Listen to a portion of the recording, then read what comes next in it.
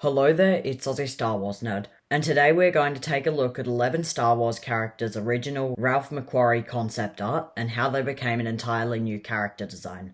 Starting off with some concept art from before the first Star Wars movie had ever been released in theaters, when we got these images of Chewbacca that would eventually become the character design for Garrus Aberelios or the entire Lasat species, including Cal Kestis' Master Jaro Tapal. Now, not much can be said for Darth Vader's designs, because it hardly changed. Some people like to claim that Vader's Star Wars Rebels design is inspired by the concept art, but I think that's more just the animation style of the whole show, and it works pretty well. Imperial Guard's concept art was also adapted into a character from Rebels, in the form of the Eighth Brother, along with C-3PO's concept art becoming a character, or rather a whole new type of droid in Star Wars Rebels, being made into the Imperial Infiltrator Recon droid that when in normal formation appeared like the concept art, but when attacking turned into a machine full of dangerous weapons. And along with that, R2-D2's original designs became Chopper.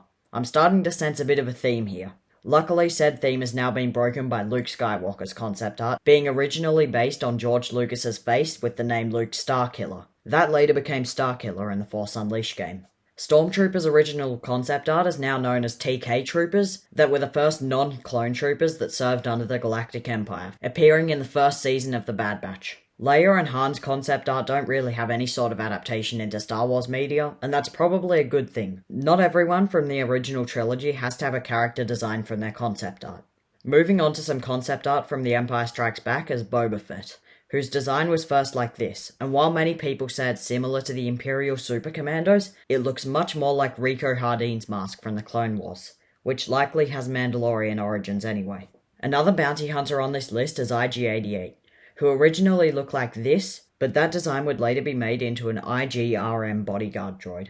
And the final piece of concept art from The Empire Strikes Back is actually one of a spider on Dagobah, which was cut from the movie completely. The spider later made its first on-screen appearance in Star Wars Rebels, when it was identified as this word here that I cannot pronounce.